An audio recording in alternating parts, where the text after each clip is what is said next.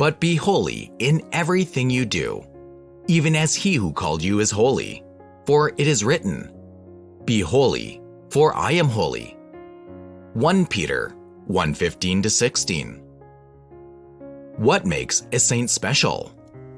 A definition that is difficult to summarize in a few lines without falling into banality or even error. If we consult any dictionary, we will read that in the Catholic Church, a saint is a man or woman who knew how to live according to the example of Jesus, and who, during his or her life, demonstrated Christian virtues to the point of nullifying or even sacrificing his or her existence in the name of his or her faith. What extraordinary men and women these saints must be! Almost heroes. Then we think of Saint Therese of Lisieux, a girl born and raised in Normandy, in a family like many others, who entered the Carmelites at a very young age and died at the age of 25. How could this young woman have shown so many gifts to justify her consecration and, above all, the great veneration of which she is still the object? If you stay until the end of the video, I promise you will understand why. Saint Therese of Lisieux is not just a saint. She is venerated as the patron saint of missionaries and is one of the patron saints of France, along with Saint Anne, the mother of Virgin Mary, and Joan of Arc. In 1997, she became the third woman, along with Catherine of Siena and Teresa of Avila, to be proclaimed a Doctor of the Church, a title given only to those who, in their writings and especially in their lives, have shown extraordinary enlightenment and theological sensitivity. Therese died on September 30th, 1897, without ever leaving the convent. Her last words were, "My God, I love you." But after her death, there were many miracles that make her full of grace, sanctification, and deeds that will undoubtedly take your breath away. The year the famous rose petal appeared on the tomb of Saint Therese of the Child of Jesus was 1897. Shortly after her death, an unexplained phenomenon was discovered. Roses began to bloom on her tomb in the Carmel of Lisieux, where she was originally buried.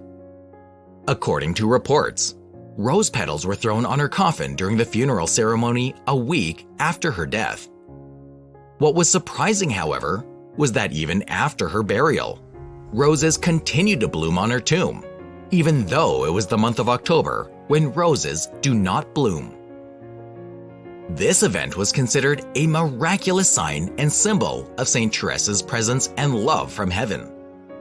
Since then, the appearance of roses and the phenomenon of rose petals have been associated with the intercession and spiritual presence of Saint Therese, and have become an important part of her devotion and culture. Not only that, but the exhumation of Saint Therese of Lisieux in 1910 was a historic event that revealed an amazing phenomenon. Her body was practically intact, in a remarkable state of preservation. When Saint Therese's remains were exhumed, it was expected that bones and decaying tissue fragments would be found, as is usually the case with most human bodies. However, researchers were stunned to discover that her body was in a state of incorruptibility. This meant that she had not undergone the natural process of decomposition.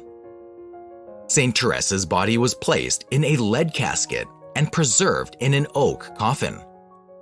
Researchers were surprised to find that her skin was intact, her face looked serene, and she appeared to be sleeping.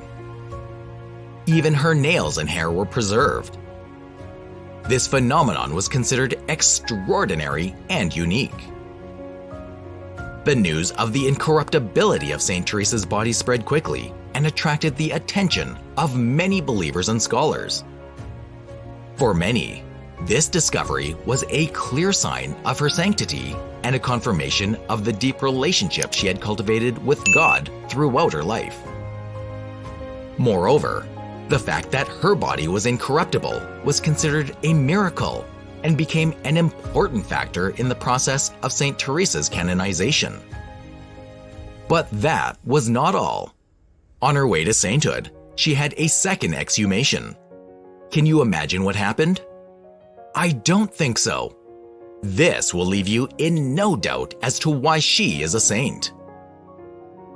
On the morning of March 26, 1923, a Holy Monday that would go down in history, the quiet town of Lisieux was plunged into a fascinating and mysterious atmosphere. The hustle and bustle began the day before, when trains began arriving incessantly at the station, bringing with them travelers from all over. Pilgrims from Paris, Switzerland, Great Britain, Belgium, and more. The peaceful invasion spread throughout the cobblestone streets of the city. Gravediggers had been working since the dawn to clear the vault for exhumation. Around 11 a.m., the workers opened the 5 large stones. One of the gravediggers stood up and asked, "Does anyone have any perfume?" When his followers answered in the negative, he continued his work. Soon, the sweet smell intensified. The workers, policemen, gendarmes noticed it. The intermittent aroma was undeniable. It was a very characteristic smell of fresh roses. "Mr. Mayor, don't you smell the roses?" At that moment, a more penetrating perfume is exhaled from the tomb. The mysterious phenomenon lasts for almost 3/4 of an hour. Then it is renewed during the procession in favor of some privileged persons. Around noon, only the clergy entered the cemetery, along with civil authorities and representatives of the press, since it was obvious that the sanctity of Sister Therese was to be proclaimed. The vault was then opened. The 5 stone slabs were easily removed, leaving exposed, under a layer of coal dust, the thick iron beams that, blocked with cement, formed a fortress over the fragile coffin. The cart that will carry her through the city and to her resting place is completely covered in white.